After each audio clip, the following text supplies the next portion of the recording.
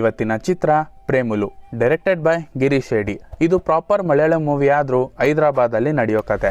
ಈ ಫಿಲಂ ಹೇಗೆ trend set ಆಯ್ತು, ಇನ್ಸ್ಟಾ ರೀಲ್ಸ್ ಇಂದ ಈ ಫಿಲಂಗೆ ಬೂಸ್ಟ್ ಕೊಡ್ತು ಅಂತಾನೆ ಹೇಳ್ಬೋದು.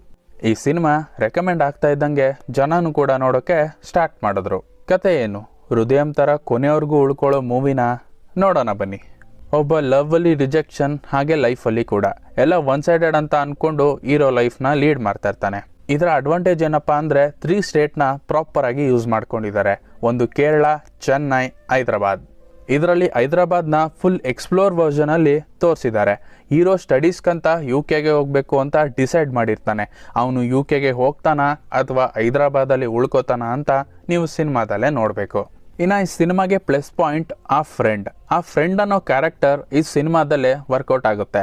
ಅದು ಕತೆಗೆ ಇಂಪಾರ್ಟೆಂಟ್ ಆಗಿದ್ರೆ ಮಾತ್ರ. ಈ ಸಿನಿಮಾಗೆ ಅದು 200% ವರ್ಕೌಟ್ ಆಗಿದೆ. ಹೆಸರು ಕೇಳಿದ್ರೆ ನೀವೇನಾಗ್ತೀರಾ, Amul Davis. But Amul Davis ಹೀರೋನ ಬೀಟ್ ಮಾಡೋ ಥರ ಆ್ಯಕ್ಟಿಂಗ್ನ ಮಾಡಿದ್ದಾರೆ. ಇನ್ನು ಕಾಮಿಡಿ ಸ್ವಲ್ಪ ಇದೆ, ಬಟ್ ಸಿಚುಯೇಷನ್ನ ಕ್ರಿಯೇಟ್ ಮಾಡಿಕೊಂಡು ಕಾಮಿಡಿನ ತೋರಿಸಿದ್ದಾರೆ.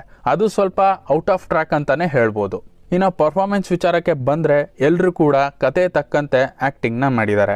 ನನಗೆ ಇಷ್ಟ ಆಗಿದ್ದು ಆ ಫ್ರೆಂಡ್ ಅನ್ನೋ ಕ್ಯಾರೆಕ್ಟರ್, ಹಾಗೆ ಹೀರೋಯಿನ್ ಕ್ಯಾರೆಕ್ಟರ್. ಆ್ಯಂಡ್ ಇರಿಟೇಟ್ ಆಗಿದ್ದು ಆ ಆದಿ ಅನ್ನೋ ಒಂದು ಸೈಕೋ ಕ್ಯಾರೆಕ್ಟರ್. ಬಟ್ ಅದು ಕತೆ ಮುಂದೆ ಹೋಗೋಕೆ ಹೆಲ್ಪ್ ಮಾಡುತ್ತೆ.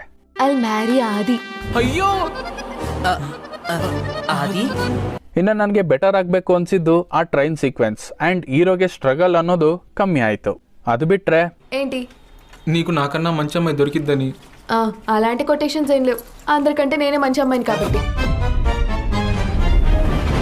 ಮ್ಯೂಸಿಕ್ ಆ್ಯಂಡ್ BGM ಅದಿಲ್ಲ ಅಂದಿದ್ರೆ ಸಿನಿಮಾ ಏನೂ ಇಲ್ಲ ಅಂತ ಪ್ರೂವ್ ಮಾಡಿದೆ.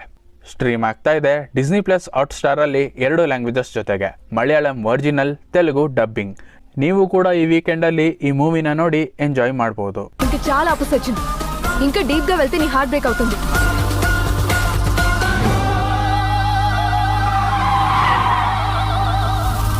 అమీర్పేటలో అన్ని కోచింగ్స్ ఇస్తారుగా, అమ్మాయిలు ఎలా పడేలా కూడా నేర్పిస్తే బాగుండు.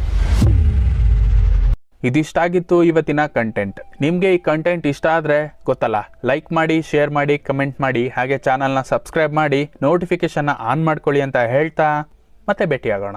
నేను హైదరాబాద్ వదిలి అసలు ఉండలేకపోతున్నాను రా. ఎందుకు?